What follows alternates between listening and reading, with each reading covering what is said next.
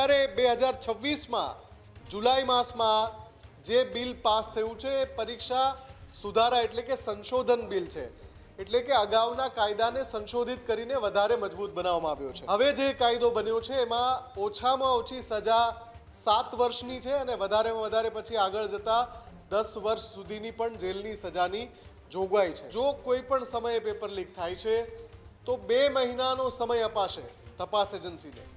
2 મહિનામાં તપાસ પૂરી કરીને રિપોર્ટ સબમિટ કરી દેવાનો રહેશે। અગાઉના કાયદામાં ફાસ્ટ ટ્રેક કોર્ટની કોઈ સ્પષ્ટ જોગવાઈ નહોતી, પણ હવે આના માટે વિશેષ ફાસ્ટ ટ્રેક બનાવવાની પરવાનગી આપવામાં આવી છે। સંસદમાં આ વિષય ઉપર ચર્ચા થઈ, આમ તો ગઈકાલની ચર્ચા થઈ રહી છે પરીક્ષા સુધારા બિલને લઈને, પણ अलग अलग मुद्दे होबाड़ा पण थे। मेरे विचार में निर्णय ना वालों के पक्ष में, ना वालों के पक्ष में स्वीकृत हुआ। प्रश्न ये कि विधेयक पर विचार किया जाए। जो सदस्य के पक्ष में हाँ गए, मेरा अनुरोध है अगर आप सब अपने अपने संशोधन प्रस्तुत करना चाहते हैं तो अपने अपने स्थान पर चले जाएं, तो मैं सभी खंडों के सभा के निर्णय के लिए एक साथ लेता हूँ।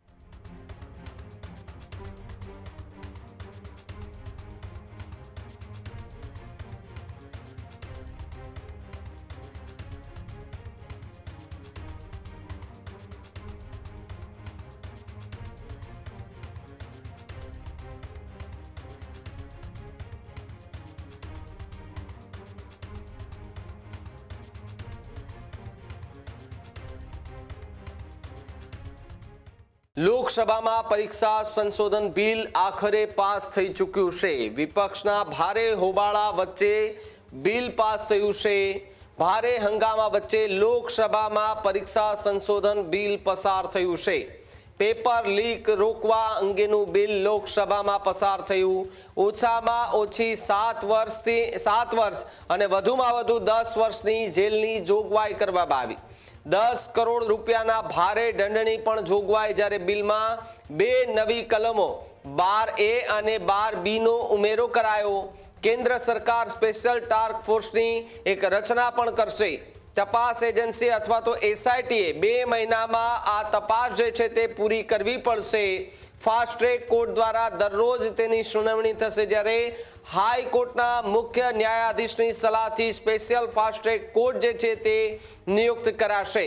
ચાર્જશીટ દાખલ થયાના 3 મહિનાની અંદર ટ્રાયલ પૂર્ણ કરવાની જે છે તે ફરજિયાત રહેશે। એટલે કે લોકસભાની અંદર જે પરીક્ષા સંશોધન બિલને લઈને જે હોબાળો 2 દિવસથી જોવા મળી રહ્યો હતો એ બિલ આખરે પાસ થઈ ચૂક્યું છે।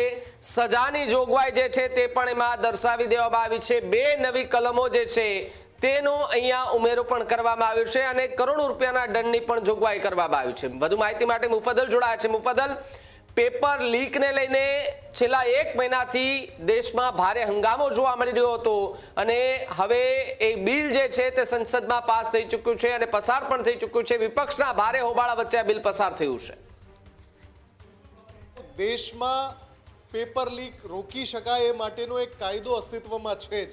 2024માં એ કાયદો અસ્તિત્વમાં આવ્યો, પણ જે ઘટનાઓ 2024 પછી પણ બની, એટલે કે પેપર લીકની ઘટનાઓ અટકી નહીં, એના સંદર્ભમાં માંગ ઉઠી કે જે કાયદો સરકારે બનાવ્યો છે એ ખોખલો છે, એને વધારે મજબૂત, વધારે કડક અને ત્વરિત ન્યાય અપાવે એ પ્રકારનો બનાવવો જોઈએ અને કાયદો એટલો મજબૂત હોવો જોઈએ કે કોઈની પેપર લીક કરવાની હિંમત ન થાય। અને એના માટે જે અત્યારે 2026માં જુલાઈ માસમાં જે બિલ પાસ થયું છે એ પરીક્ષા સુધારા એટલે કે સંશોધન બિલ છે, એટલે કે અગાઉના કાયદાને સંશોધિત કરીને વધારે મજબૂત બનાવવામાં આવ્યો છે।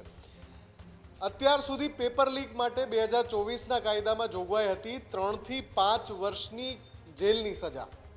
હવે જે કાયદો બન્યો છે એમાં ઓછામાં ઓછી સજા 7 વર્ષની છે અને વધારેમાં વધારે પછી આગળ જતા 10 વર્ષ સુધીની પણ જેલની સજાની જોગવાઈ છે। આની સાથે સાથે અત્યારે 50 લાખ દંડની પણ જોગવાઈ કરવામાં આવી છે અને આ જે દંડ છે એ વધારેમાં વધારે 10 કરોડ સુધીનો દંડ થઈ શકે છે। એટલે કે નવા કાયદામાં 10 વર્ષની જેલ અને 10 કરોડ રૂપિયાનો દંડ, આટલી કડક જોગવાઈઓ છે। બીજું, તપાસ માટે જે અગાઉનો જે કાયદો હતો 2024નો, એમાં કોઈ સમયસીમા નિર્ધારિત નહોતી કરાઈ। હવે નક્કી કરાયું છે કે જો કોઈ પણ સમયે પેપર લીક થાય છે તો 2 મહિનાનો સમય અપાશે તપાસ એજન્સીને. 2 મહિનામાં તપાસ પૂરી કરીને રિપોર્ટ સબમિટ કરી દેવાનો રહેશે. 2 મહિનામાં જે કેસ છે એ ટ્રાયલમાં જતો રહેવો જોઈએ. આની સાથે સાથે સુનાવણી પૂરી કરવા માટે અગાઉ 2024નો જે કાયદો હતો એમાં કોઈ સમયસીમા નહોતી. હવે આમાં નવા કાયદામાં સમયસીમા છે કે ચાર્જશીટ દાખલ થાય એના 3 મહિનામાં ટ્રાયલ પૂરું કરવાનું. એટલે કેસ પૂરો થઈ જવો જોઈએ. એટલે તમે સમજો કે 2 મહિનાની અંદર ખટલો ચાલુ થઈ જાય અને એના પછીના 3 મહિનામાં સજા સુધી પહોંચી જાય આખો મામલો. 5 મહિનામાં તો જે પાપીઓ છે પેપર લીકના એ જેલના સળિયા પાછળ હોવા જોઈએ. આ પ્રકારે આ કાયદાને કડક બનાવવામાં આવ્યો છે. બીજું કે અગાઉના કાયદામાં ફાસ્ટ ટ્રેક કોર્ટની કોઈ સ્પષ્ટ જોગવાઈ નહોતી, પણ હવે આના માટે વિશેષ ફાસ્ટ ટ્રેક બનાવવાની પરવાનગી આપવામાં આવી છે. નવા કાયદામાં સુધારો કરવામાં આવ્યો છે. એટલે કે પેપર લીક સંબંધિત જે કેસ છે એ વિશેષ ફાસ્ટ ટ્રેક કોર્ટની અંદર ચાલશે. આજે જ્યારે સંસદમાં આ વિષય ઉપર ચર્ચા થઈ, આમ તો ગઈકાલની ચર્ચા થઈ રહી છે પરીક્ષા સુધારા બિલને લઈને, પણ અલગ અલગ મુદ્દે હોબાળા પણ થયા. આજે પણ જ્યારે રાહુલ ગાંધી બોલવા આવ્યા, પછી કિરણ રિજિજુ બોલ્યા, રાજનાથસિંહ બોલ્યા, આ તમામ સમયે નાનો મોટો હોબાળો પણ થયો અને અંતે જ્યારે બિલ પાસ થયું સંસદમાં એ સમયે કેવા દ્રશ્યો સર્જાયા એ પણ આપણે એક ઝલક જોઈ લઈએ. यही कुछ एक बात कह करके मैं अपनी बात समाप्त करता हूँ. प्रश्न ये कि श्री N.K. प्रेमचंदन द्वारा प्रस्तुत संशोधन 1 को स्वीकृत किया जाए. जो सदस्य इसके पक्ष में हाँ गए, जो सदस्य विरोध में ना गए, मेरे विचार में निर्णय ना वालों के पक्ष में, ना वालों के पक्ष संशोधन स्वीकृत हुआ. प्रश्न ये कि विधेयक पर विचार किया जाए. जो सदस्य के पक्ष में हाँ गए, जो सदस्य विरोध में ना गए, मेरे विचार में निर्णय हाँ वालों के पक्ष में, हाँ वालों के पक्ष में विधेयक पर विचार करने हेतु प्रस्ताव स्वीकृत किया गया. अब सभा विधेयक पर खंडवार विचार करेगी. निम्नलिखित मान्य सदस्यों के इस विधेयक पर विभिन्न खंडों में आए संशोधन हैं. श्री N.K. प्रेमचंदन, विशाल पाटिल, प्रोफेसर शौकत राय, डीन कोरिया, नीरज मौर्य, आनंद भदौरिया, श्याम कुमार बर्वे, के राधाकृष्णन, E.B. बिडन, लालजी वर्मा, राजेश रंजन, बेनी मेनन, शफी परमबिल, अजय कुमार सिन्हा, मनोज कुमार, शशिकांत सेंथिल, DM कथिर आनंद. मेरा अनुरोध है, अगर आप सब अपने अपने संशोधन प्रस्तुत करना चाहते हैं तो अपने अपने स्थान पर चले जाएं. तो मैं सभी खंडों के सभा के निर्णय के लिए एक साथ लेता हूं. जा रहे हैं आप? नो. प्रश्न है कि खंड 2 से 5 विधेयकांग बने. जो सदस्य के पक्ष में हाँ गए, जो सदस्य विरोध में ना गए, मेरे विचार में निर्णय हाँ वालों के पक्ष हुआ, हाँ वालों के पक्ष हुआ. खंड 2 से 5 विधेयकांग बना. प्रश्न ये कि खंड 1 अधिनियम सूत्र और विधेयक का पूरा नाम विधेयकांग बने. जो सदस्य के पक्ष में हाँ गए, जो सदस्य विरोध में ना गए, मेरे विचार में निर्णय हाँ वालों के पक्ष हुआ, हाँ वालों के पक्ष हुआ. खंड 1 अधिनियम सूत्र और विधेयक का पूरा नाम विधेयकांग बने. मंत्री जी अब प्रस्ताव करें कि विधेयक को पारित किया जाए. मैं प्रस्ताव करता हूँ कि विधेयक को पारित किया जाए. प्रश्न ये कि विधेयक को पारित किया जाए.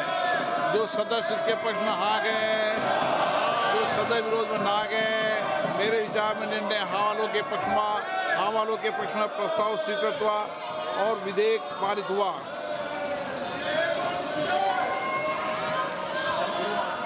सभा की कार्रवाई कल गुरुवार दिनांक 30 जुलाई 2026 को 11 बजे तक के लिए स्थगित की जाती है. ખેડૂત ભાઈઓ છે ખેતરમાં ડ્રોન ઉડાવતા હોય છે ત્યારે આપને એક પ્રશ્ન સતાવતો હોય છે કે જે આપણે અત્યાર સુધી જીપીએસ ટેકનોલોજીવાળા ડ્રોન વાપર્યા છે જેથી કરીને મોબાઈલ ટાવર છે અથવા તો હાઈ ટેન્શન લાઇન પસાર થતી હોય કોઈ વૃક્ષો હોય ત્યારે જે જીપીએસ ટેકનોલોજીવાળા ડ્રોન છે એમાં ટકરાય અને ટ્રેસ થાય છે પણ એગ્રીઓન લાવ્યું છે જીએનએસએસ ટેકનોલોજી ડ્રોન જેથી કરીને એ ડ્રોન છે એ કોઈ જગ્યાએ ટકરાય નહીં પોતાની રીતે જ ડિસિઝન લે છે ને મૂવ થઈ જાય છે જેથી કરીને જીએનએસએસ ટેકનોલોજી ડ્રોન છે એ વાપરવાનો આગ્રહ રાખો. હજુ સુધી તમે અમારી ચેનલને સબસ્ક્રાઇબ નથી કરી તો અત્યારે જ ન્યૂઝરૂમ ગુજરાતને સબસ્ક્રાઇબ કરો, ફેસબુક અને ઇન્સ્ટાગ્રામ પર ફોલો કરો.